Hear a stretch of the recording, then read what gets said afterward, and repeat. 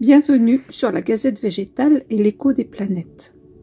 Le 20 février nous offre à vivre la fin de l'hiver et la période des poissons. Nous découvrons ici le 12e et dernier signe du zodiaque. L'étincelle de vie commencée avec les béliers s'est transformée tout au long de l'année au travers des 12 signes du zodiaque et de leurs planètes associées. Elles nous ont permis de nous plonger dans notre intériorité, dans notre relationnel, nos émotions, notre ego, notre travail, et de nous poser des questions sur comment réaliser au mieux notre parcours de vie, notre contribution au monde.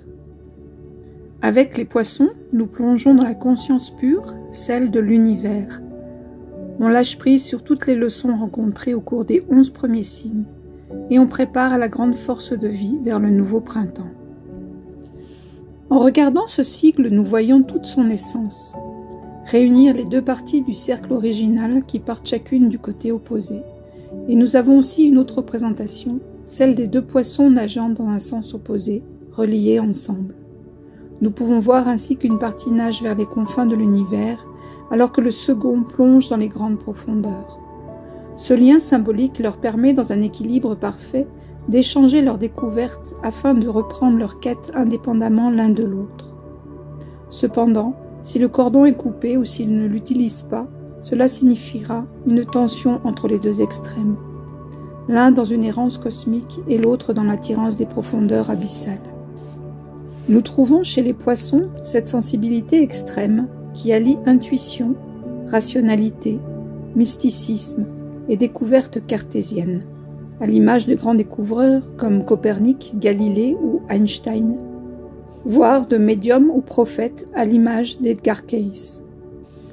Si cette mouvance dans le cosmos n'est pas toujours bien équilibrée, l'hypersensibilité dont ils font preuve les conduira vers une hyper-empathie, éponge, ne sachant séparer leurs propres pensées de celles des autres, les conduisant parfois à s'abstraire du monde réel par la fuite, les drogues, la passivité, les angoisses.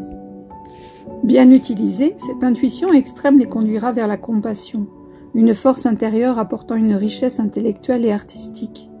Les aspirations inconscientes, les rêves enfouis, leur permet alors de combler l'espace entre le monde matériel et le monde mystique, et ils créeront alors cette unité cosmique. Opposés à la Vierge qui a le souci des détails, les poissons ont une vision globale, mais ont souvent du mal à s'adapter au monde extérieur. Ils sont cependant chaleureux et sensuels et goûtent en sérénité les plaisirs de la vie. En amour, ils peuvent concrétiser leur désir d'absolu et de perfection et se marient souvent pour la vie. Les poissons sont un signe visionnaire et ils possèdent un esprit de sacrifice très fort, les amenant parfois à vouloir sauver des esprits qui n'en ont que faire. Leur gentillesse est innée et ils devront apprendre à conserver et à travailler sur leur propre potentiel également et à regarder la réalité en face, sinon leurs auto-illusions seront nuisibles à leur équilibre et dans leur rapport aux autres.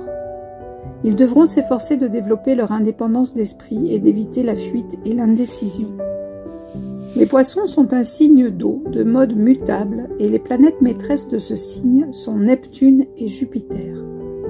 Neptune est l'archétype spirituel, l'unité du tout, mais aussi le flou et la dissolution, les fuites énergétiques. C'est l'élément eau s'incarnant dans ce dernier signe mutable avec toute sa sensibilité, mais également ce manque de limites définies. Jupiter est également la planète maîtresse dans l'astrologie traditionnelle. Composée de gaz, éthérique et volatile, elle est très rayonnante et reliée au poisson par ce mouvement d'expansion vers l'extérieur dynamique du signe. La carte du tarot associée est la Lune, la carte numéro 18. Les rêves, l'intuition, manifestation de l'inconscient, mais aussi les peurs, l'anxiété, les illusions, l'imagination, les révélations et trahisons, la vérité qui éclate. La déesse associée au poisson est Guanyin chez les bouddhistes, déesse de la compassion parvenue à sa plus haute vibration suite à toutes les expériences terrestres. Le signe des poissons est associé sur notre carte natale à la maison 12, maison de la spiritualité, de l'enfermement, du sommeil et des rêves, de l'inconscient, de ce qui est caché, des sacrifices et des épreuves. Nous retrouvons là des correspondances avec le signe des poissons et Neptune également. Les poissons sont principalement en lien avec le 7e chakra, appelé chakra couronne, dont le rôle sera d'unifier cosmos et conscience humaine. En Ayurveda, la constitution des poissons sera de nature kapha, incarnée par l'élément eau, et Jupiter, l'expansion, mais aussi le dosha vata en lien avec le mode mutable et Neptune, plus fin et éthérique. Les poissons régissent les pieds et les orteils, mais nous trouverons également le lien avec les fluides corporels et la glande pinéale. Nous associerons le système immunitaire représentant la distinction entre le soi et le non-soi, et le système lymphatique représentant l'océan intérieur du corps. On regardera également le système digestif puisque l'axe Vierge-Poisson est intimement lié, le système immunitaire principalement localisé dans nos intestins. Les prédispositions ou déséquilibres se verront au niveau de l'immunité, à une mauvaise circulation due à un mauvais drainage lymphatique. En lien avec l'eau, ils pourront également tendre vers les œdèmes, la rétention d'eau ou accumulation dans les articulations. On trouvera également des pathologies liées aux pieds, les corps, ongles incarnés, engelures, jambes sans repos, pieds d'athlète, etc. Au niveau alimentaire, ils vont privilégier la nourriture instinctive, sans règles strictes, pouvant aller jusqu'à ne plus respecter les limites de leur corps. Comme la Vierge, les poissons pourront souffrir d'allergies ou d'intolérance. Leur défi ici serait de créer avec la nourriture une expérience physique agréable en mangeant en conscience et en faisant des choix précis, notamment apport de vitamine C, sélénium, zinc, etc. Il est bon de savoir aussi qu'ils peuvent être sensibles aux quantités infimes de moisissures ou de mycotoxines en relation avec Neptune, ce qui amène concrètement à y faire attention. Par exemple en effectuant un trempage des noix, des graines ou des céréales, puis de les ressécher à la chaleur très douce, ceci pour éliminer les risques et les éléments non digestes. Les plantes bénéfiques pour le poisson seront de nature stimulante, immunitaire et lymphatique, adaptogène, circulatoire et diurétique et astringente.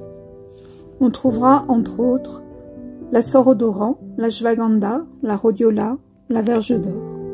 Aujourd'hui, nous visiterons 3 autres plantes bénéfiques pour les natifs des poissons par leurs actions. Pour commencer, nous allons rencontrer le noisetier, Corylus avellana, de la famille des Bétulacées. Cet arbrisseau bien connu, mesurant entre 2 et 5 mètres, se blottit le long des haies et dans les rizières des bois. L'âge les épaissit et les rend tortueux, les feuilles sont larges et dentées. Les fleurs naissant avant le feuillage sont mâles ou femelles. Les mâles, chatons jaunâtres et cylindriques en fin d'hiver, et les femelles enflant lentement en noisettes, protégées de leur coque posée sur une collerette de bractées vert clair. L'utilisation des noisettes remonte à la nuit des temps. On leur attribuait des vertus diurétiques. Le pollen des fleurs de noisetier était utilisé contre l'épilepsie et l'écorce de la racine pour des syndromes féminins ou pour le paludisme. Son nom ancien est le coudrier, bien connu pour son bois pour faire des baguettes. Aujourd'hui, on utilise les feuilles de noisetier pour ses propriétés vasoconstrictives et anti-inflammatoires pour le système veineux, varices, hémorroïdes, phlébites. Leurs actions astringentes et mises à profit pour les diarrhées et l'huile de noisette comme vermifuge pour les enfants. En externe, on peut utiliser l'écorce des rameaux comme sédatif local des hémorroïdes et cicatrisant pour les ulcères variqueux. Le noisetier est lié au 7e et 1er chakra. L'infusion des feuilles de noisetier va dynamiser le système sanguin, surtout chez les personnes qui ressentent des lourdeurs dans les jambes, qui ont des varices ou des hémorroïdes.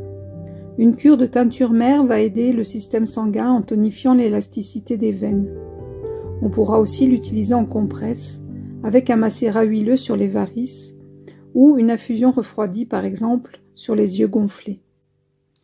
Quant aux noisettes, consommées régulièrement, elles aident à normaliser le transit et conviennent bien aux sportifs ou aux personnes très actives, car elles sont légères et caloriques en même temps. Au niveau psychique, en élixir floral ou en hydrolat, le noisetier aidera les dépressifs et les personnes ressentant des angoisses ou de l'oppression au niveau des poumons due au stress ou aux douleurs émotionnelles. Le noisetier aide à faire des raisonnements plus fluides, à accepter les passages, les cycles.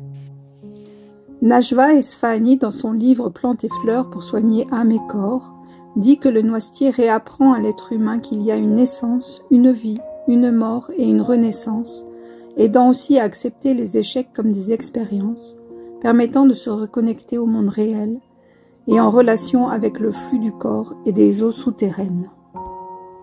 La seconde plante en lien avec le signe des poissons est la pensée sauvage, viola tricolore de la famille des violacées. C'est une jolie petite plante vivace de 10 à 30 cm, commune des champs, des vignes et des terres remuées. On la cultive également en plate-bande. Ses feuilles sont ovales et crénelées et disposées par 3 le long de la tige. Sa couleur est mauve, jaune et blanche ou les 3 à la fois. Elle est liée au 3e et 6e chakra. On utilise soit les fleurs, soit la plante entière. C'est une plante dépurative, à la fois laxative et diurétique. Elle est très utile contre les rhumatismes, mais aussi pour les maladies de peau, allergies, eczéma, dermatose, croûte de lait chez les nourrissons, acné, psoriasis, etc. Ses vertus sont aussi utiles lors de bronchites et de coqueluche. Sa racine peut être utilisée comme vomitive, comme la violette. Psychiquement, la pensée sauvage est très utile en élixir floral pour ceux qui manquent de force et de résistance. Elle renforce et protège l'organisme et permet d'accepter les ruptures, les deuils, les séparations de toutes sortes, que ce soit avec des objets qui ont une valeur sentimentale ou des personnes. On pourra aussi la donner pour se séparer des paradigmes imposés dans l'enfance ou pour les personnes qui se sentent envahies par les autres.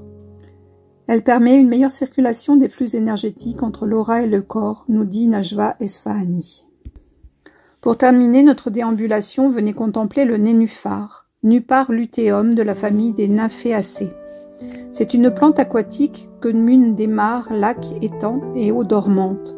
Son épais rhizome est spongieux et féculent et donne naissance à de larges feuilles flottant sur l'eau, avec des fleurs jaunes à 5 courts pétales. On distinguera aussi le Nymphaea alba, le nénuphar blanc, aux mêmes propriétés avec sa fleur de lotus blanche aux grandes corolles. Les anciens l'utilisaient pour réduire les ardeurs sexuelles, notamment en cas de célibat. Au XVIIIe siècle, le dictionnaire de Trévous recommande les racines comme adoucissant dans l'inflammation des reins et les fleurs comme somnifères. Aujourd'hui, on l'utilisera dans l'insomnie comme apaisant de l'anxiété et des agitations de l'esprit, comme sédative.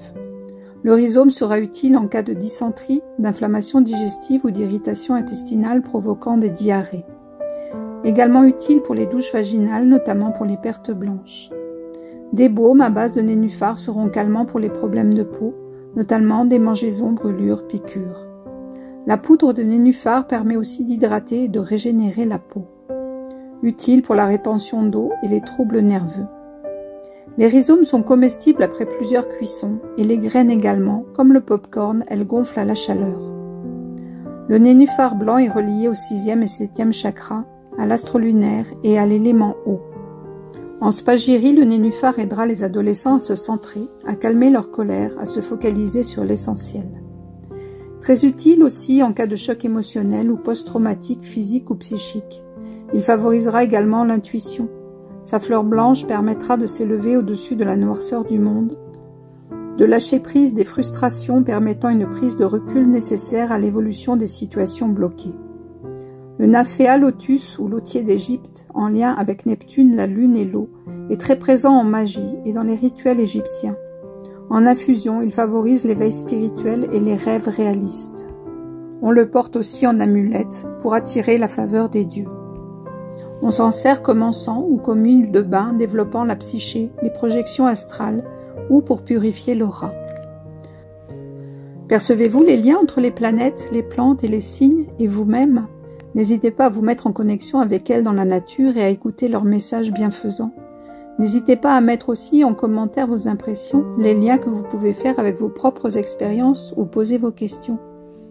Je vous rappelle que la recherche des constitutions et des prédispositions personnelles faites avec votre thème natal sera d'une grande aide pour préciser les besoins de votre corps, de votre âme et de votre esprit, et ainsi pouvoir travailler de manière préventive et ciblée sur votre bien-être. C'est ainsi que je vous invite à visiter mon site, moncielintérieur.com, notamment dans mon blog où vous pourrez découvrir l'astro-herboristerie, qu'est-ce que c'est. Vous pouvez prendre rendez-vous pour un accompagnement personnalisé avec votre thème natal. Je me ferai un plaisir de vous accompagner. Nous avons clos ce zodiaque avec quelques exemples de plantes en lien avec les planètes et les 12 signes. Pour ce nouveau zodiaque commençant fin mars avec les béliers, je vous présenterai une nouvelle progression dans l'univers de l'astrologie et des plantes. Je vous réserve la surprise. Alors en attendant, prenez soin de vous et à bientôt. N'hésitez pas à vous inscrire à ma chaîne dans laquelle vous retrouverez les futurs projets et de mettre un petit pouce j'aime et ou des commentaires si cette publication vous a plu ou si vous avez des questions. Votre soutien est précieux et je vous en remercie. Je vous souhaite de belles découvertes végétales et astrales et je vous dis à très bientôt.